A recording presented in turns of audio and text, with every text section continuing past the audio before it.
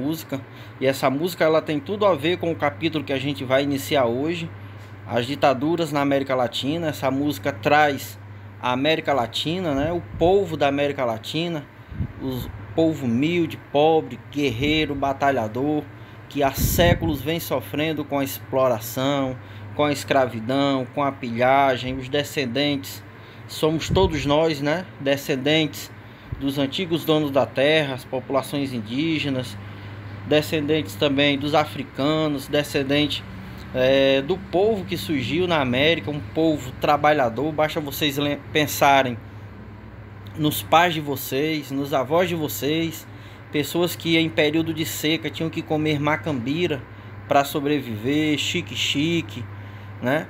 Então essa é a história da América. E esse período que nós vamos estudar hoje, que é a década de 60, né, na América, é a década que toda a América, as pessoas mais pobres, mais humildes, né, os avós, os pais de vocês estavam começando a melhorar um pouco de vida, o governo estava ajudando a melhorar um pouco de vida, e isso incomodou as pessoas mais ricas, incomodou aqueles antigos donos de fazenda que era acostumado a tratar as pessoas como na época da escravidão, né? As pessoas trabalhavam quase que apenas pela sobrevivência, nem uma diária, um salário existia, né? Então essas pessoas apoiaram, né, juntamente com outros grupos da sociedade brasileira, também muito interessados na exploração do povo, apoiaram ditaduras, né? Chamaram o exército para tomar o poder, para impedir que os governantes que estavam lutando pelo povo, pela melhoria da população brasileira, continuassem no poder. E essas pessoas foram auxiliadas pelo exército, também foram auxiliadas pelos Estados Unidos, que estavam interessados em se apossar das terras brasileiras, mineração, mão de obra brasileira, tudo isso, né? Os Estados Unidos, juntamente com o exército e com as elites, ou seja, as famílias mais ricas, orquestraram, né, golpes militares em toda a América Latina, principalmente aqui na América do Sul, Brasil, Paraguai, Uruguai, Argentina, Bolívia, né, todos esses países sofreram ditaduras nos anos 60. E é justamente sobre as ditaduras na América Latina que trata o nosso capítulo de hoje. Por isso eu quis começar com essa música, Latinoamérica. Quem puder assistir ela novamente ou pesquisar o grupo Cali 13, como eu falava lá na aula passada, né? Que falta, que saudade, né? Nos deixa o fato de que os grandes artistas ou influenciadores hoje no Brasil são pessoas, em sua grande maioria, vazias. A sua música, a sua arte não educa, ela não ensina nada aos jovens. Apenas quando muito, né, traz uma apologia, ou seja, uma defesa ao dinheiro, ao luxo, à ostentação, à questão do sexo, à questão da droga, né? Mas ela não tem nenhum conteúdo político, né? Nenhum conteúdo de personalidade, né? Então, e isso é no mundo todo, né? Mas no Brasil é ainda pior, né? Então, o foco da nossa aula hoje vai ser da página 180 até a 186. Então, pessoal, hoje a gente vai dar início ao nosso capítulo 8, né, acerca das ditaduras na América Latina. O continente americano, como a gente já viu, ele foi varrido por ditaduras ao longo da década de 60. Todos esses países aqui do chamado Cone Sul da América, né? Essa parte que a América vai se estreitando. Todos esses países foram varridos por ditaduras ao longo da década de 60. Chile, Argentina, Uruguai, Paraguai, Bolívia, Brasil, dentre outros, né? Aqui nós temos a foto de alguns ditadores: Pinochet, no caso do Chile, Costa e Silva, no caso do Brasil, né? Todos foram ditadores. Essas ditaduras tinham todas como característica o apoio norte-americano, né? Porque esses ditadores eram defensores do papel e né, representavam os interesses das empresas norte-americanas que se instauraram nesses países, tanto na questão da mineração, como também na questão tecnológica, exploração de mão de obra, né? Outro ponto importante é que esses ditadores, eles foram extremamente violentos com a população do seu próprio país. E aqui, qual era a parte da população que era mais atingida com a violência desses ditadores? Era aquela parte da população que era contrária à ditadura, né? Como, por exemplo, jornalistas, líderes sindicais, estudantes, né? Quando a gente chegar na parte da ditadura brasileira, nós vamos ver isso mais aprofundadamente, como, por exemplo, a perseguição aos estudantes, né? Grêmios estudantis ficaram proibidos no Brasil, associações de estudantes, sindicatos, o próprio Partido Comunista Brasileiro, o PCdoB, também ficou na ilegalidade, porque foi perseguido, né? Então esses dois pontos esses ditadores, essas ditaduras eram apoiadas pelos Estados Unidos e foram extremamente violentos com a sua própria população. Até hoje no Brasil, né, há centenas, assim como nos demais países, há centenas de pessoas como desaparecidos, porque como essas pessoas eram retiradas do seu trabalho, de casa, e eram torturadas, mortas e assassinadas, elas eram desovadas, os cadáveres, né, para que depois não fosse ninguém fosse culpabilizado por essas mortes.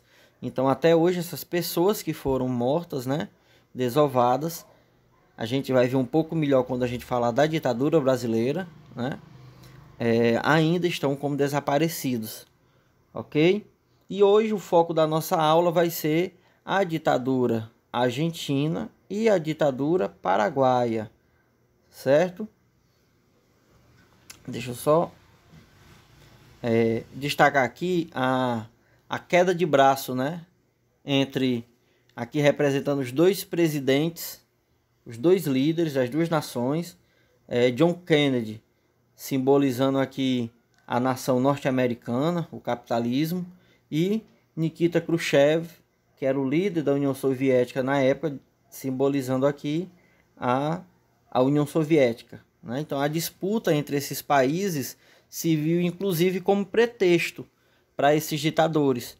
Grande parte, aliás, todos esses ditadores chegaram ao poder dizendo o quê?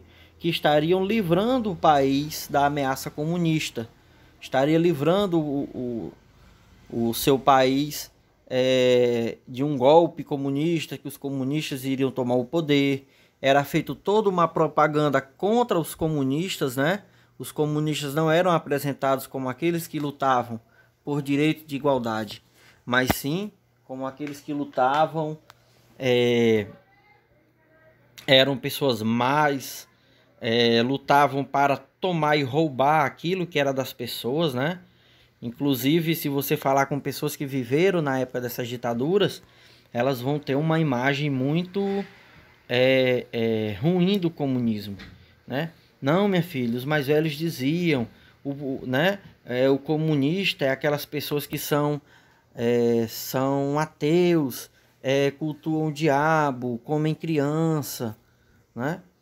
Por quê? Porque era isso que era falado para as pessoas, para que as pessoas, né, não quisessem fazer parte de nenhum tipo de associação, nem de sindicato, nem de partidos, né, de nada que fosse associado ao comunismo, né?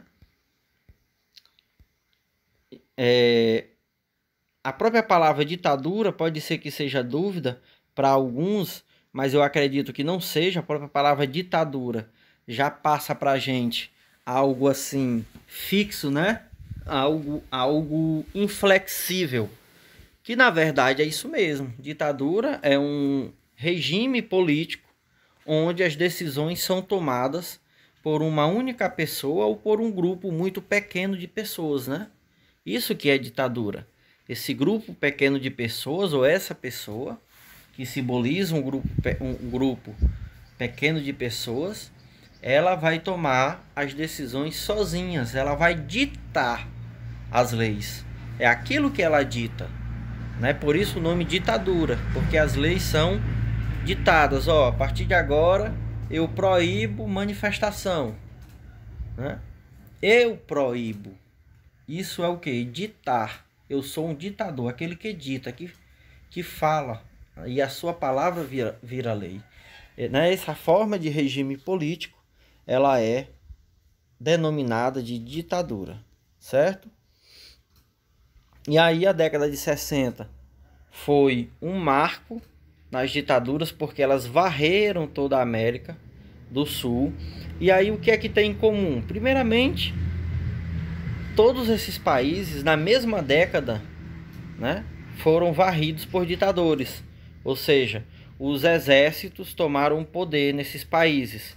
Por quê? Se a gente olhar na década anterior, na década de 50, foi um período contrário, onde as massas, as populações pobres desses países, camponeses, indígenas, negros, ex-escravizados.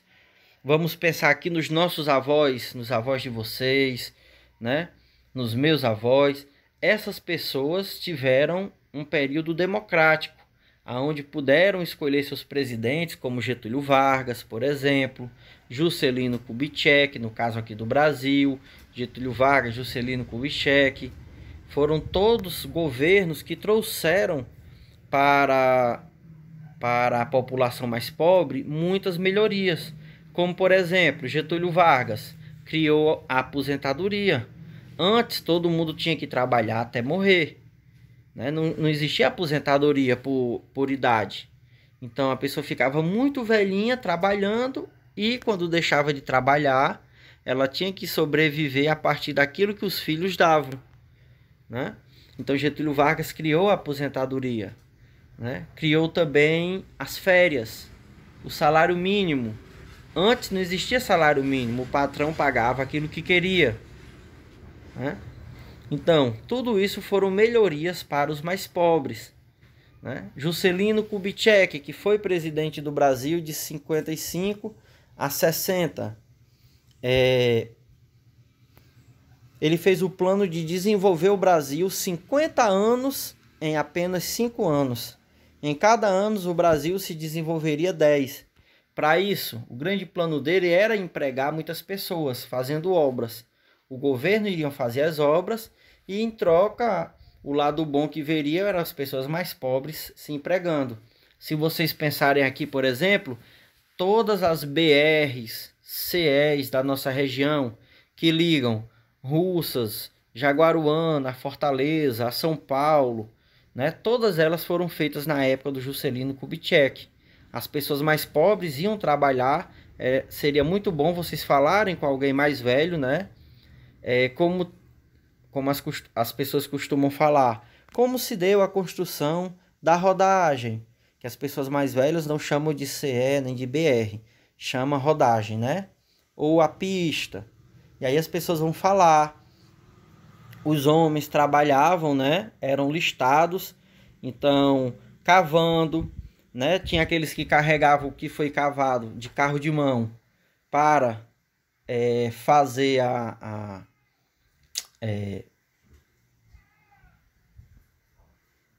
CE, né? Onde depois iria ser passado o rolo compressor, iria ser passado o asfalto e o piche, né? Então tinha as pessoas que trabalhavam no picarete, as pessoas que trabalhavam no carro de mão, as mulheres eram também listradas para a questão de carregar água, fazer comida, né? Então foi uma época que houve emprego para muitas pessoas, né? E aí tudo isso incomodou as pessoas mais ricas, né? Fazendeiros de terras que tinham as pessoas mais pobres como sendo o quê? Sempre seus serviçais, escravos. Então essas pessoas começaram a chamar o exército, como a gente vê hoje, né, em muitas manifestações, para tomar o poder, que o Brasil tá desmantelado, né? Tinha que chamar o exército para tomar o poder. E os Estados Unidos, vendo isso, decidiu apoiar, né, essa parte da população, que eram os mais ricos, porque os Estados Unidos tinham interesse em implantar empresas aqui na América Latina, né, em explorar a mão de obra, porque era uma mão de obra muito mais barata, explorar terras que tinham grande produção de minério, ok? E esses ditadores iriam ajudar os Estados Unidos a fazer isso. Então foi por isso que a década de 60 varreu, né? Essas ditaduras se instauraram em toda a América Latina. E aí essas ditaduras elas vão perdurar da década de 60 até a década de 80. Elas vão demorar em torno aí de 20 a 25 anos, certo? E aqui a gente pode ver também o pretexto de combate ao comunismo era algo comum em toda a América Latina, né? Combater os comunistas. Porque aqui, gente, é a necessidade de você criar um inimigo. Como é que esses ditadores eles conseguem o apoio da população? Eles começam a criar um inimigo, né? E quando você tem medo de algo, você acaba muitas vezes confiando em quem não deveria confiar, né? Então, quando você cria um inimigo, alguém muito perigoso, coloca medo no coração de alguém, aquela pessoa fica vulnerável, né? Porque ela pode aceitar ajuda justamente da pessoa que não tem nada para lhe oferecer, né? De bom. No caso da política, o medo sempre é um aliado daqueles que querem tomar o poder. Então, eles criando o medo das pessoas contra o comunismo, era uma chance das pessoas apoiar os militares. E assim aconteceu, né? Os americanos também estavam interessados em desenvolver no Brasil o estilo de vida americano, né? Que é aquele estilo de vida baseado no consumo, claro, que dos produtos e das mercadorias americanas. É bom destacar isso. Excluir as massas de participação política. Vocês perguntarem, por exemplo, aos avós de vocês como era eleição para presidente na época deles, eles vão dizer que não tinha, porque realmente não tinha. As eleições eram apenas para prefeito, nem para governador tinha, gente, né? Então isso as pessoas não tinham direito de escolher o presidente, né? Porque a eleição não era direta, né? Então as pessoas ficavam mais pobres, né? Excluídas de participação política, certo? E aí, ordem e progresso, o Brasil, a gente vai ver na aula que vem, né? De 1964 a 1985, o Brasil sofreu as consequências de uma ditadura militar, onde o exército esteve no poder, né, do executivo, ou seja, no poder presidencial, o exército que esteve à frente do país. E aí a gente vai ver melhor na aula que vem, ok? E aí o nosso livro ele já vem trazendo esses regimes ditatoriais na América Latina. A gente já viu, né, o contexto disso. O contexto era em plena Guerra Fria, década de 60, né? Iniciou. Os Estados Unidos estavam interessados em apoiar esses golpes militares, porque como eram países norte-americanos, né, faziam parte da América, era uma forma de manter a influência da União Soviética longe da América. Os Estados Unidos se apossavam desses países porque mandavam empresas, a lucratividade era melhor por causa da mão de obra ser mais barata. Eles podiam se apossar, além da mão de obra, também de áreas de mineração de ferro, de mineração de metais preciosos, né? Hoje a gente destaca aqui a ditadura da Argentina e a ditadura do Paraguai. O livro apenas pincela, né? Mas para dizer que quem esteve à frente da ditadura argentina foi o próprio exército argentino. Isso vai se repetir nos outros países. Os exércitos, né, é quem vão estar à frente. A ditadura argentina foi criada a junta militar. Essa junta militar era um órgão militar que julgava todos os outros órgãos. Então, vamos supor que um juiz decidiu soltar alguém, né? Então, essa junta militar achasse, não, esse juiz está errado. Então, mandava desfazer aquilo que o juiz tinha feito, né? Voltar atrás.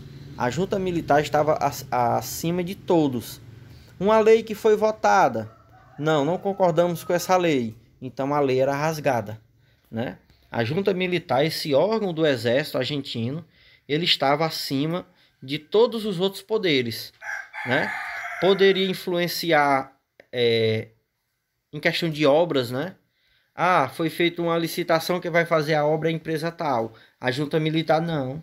Quem vai fazer é empresa fulana de tal. Então, tinha que ser acatado, né? Então, quem estava no poder do país, tanto no executivo, né, no cargo de presidente, apesar de não ser eleito, o poder foi tomado, quanto no poder, né, que julgavam as leis, julgavam as medidas tomadas, todas eram os militares.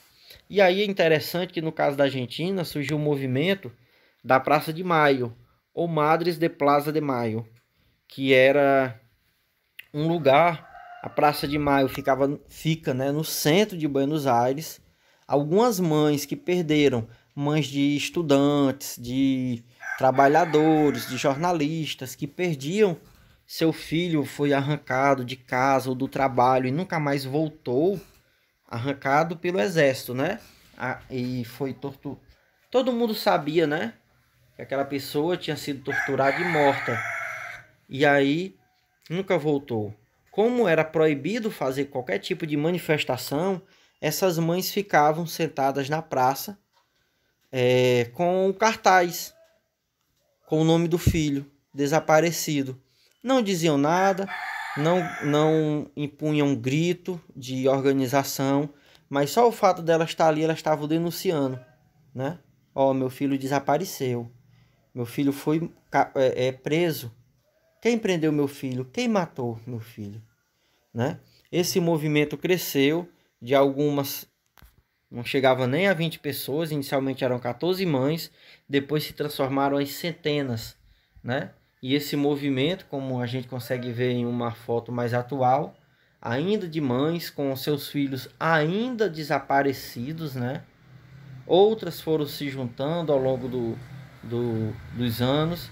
Esse movimento na Argentina, ele teve uma grande importância na denúncia contra as mortes, os assassinatos de pessoas que eram contrárias à ditadura argentina, certo? Até hoje é um grande movimento na Argentina.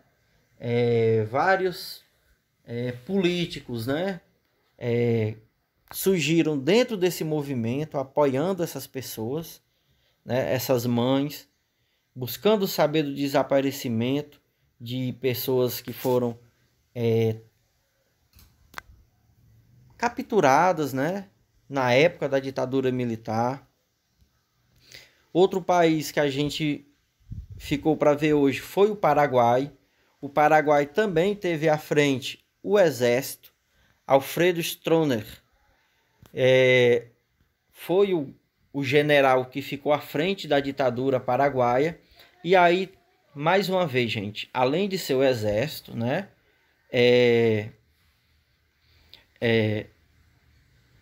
aliado aos Estados Unidos e utilizando como um inimigo do país a questão do comunismo, né?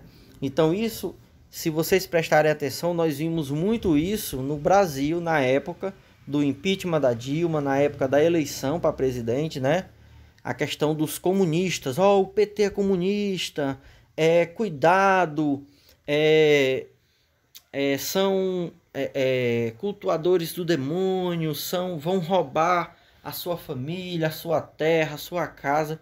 Então, de onde vem esse medo, essa acusação contra o comunismo? Vem lá do passado, né?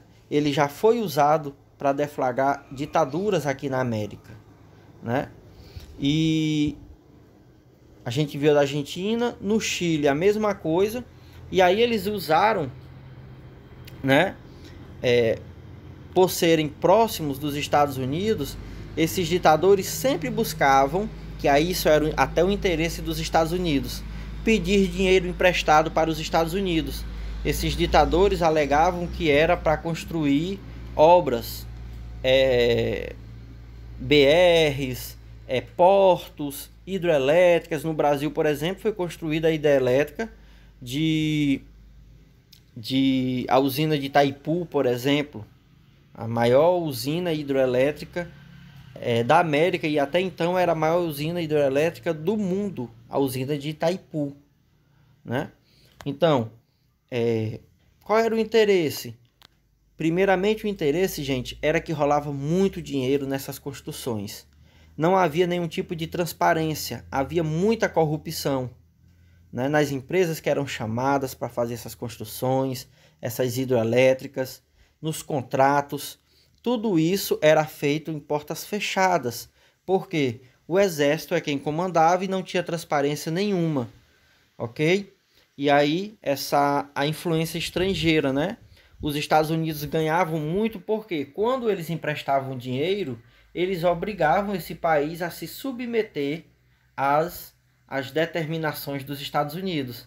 Então, por exemplo, quando os Estados Unidos queria explorar a mão de obra de uma região, abrir uma empresa, explorar uma terra que era rica em minério de ferro, ou de ouro, ou de diamantes, ou o que quer que fosse, plutônio, enfim, eles conseguiam explorar isso sem que houvesse nenhum tipo de fiscalização por parte do governo, porque o governo estava devendo dinheiro a eles, né? Então, isso era de interesse dos Estados Unidos. Na aula que vem, a gente continua com a ditadura do Chile, né? E as próximas do Uruguai também. E a do Brasil. Hoje o nosso foco era compreender a ditadura no Paraguai e na Argentina. Quem esteve à frente? O exército, com a ajuda de quem? Dos Estados Unidos, usando que tipo de argumento? A perseguição aos comunistas, né? E contra a parte da população que era, digamos assim, contrária aos interesses desses generais, das elites, né? Que eram os mais ricos, e dos americanos. Então essas pessoas, elas foram perseguidas, presas, torturadas, mortas, né? Como denuncia o movimento das mães da Praça de Maio, na Argentina. Ok? Então, vou terminando por aqui, tá bom? Espero não ter me delongado muito. Espero também ter conseguido me fazer entender. Qualquer dúvida podem repassar para mim, viu? E a gente volta agora para o nosso grupo e a gente realiza a nossa atividade dessa semana, tá bom?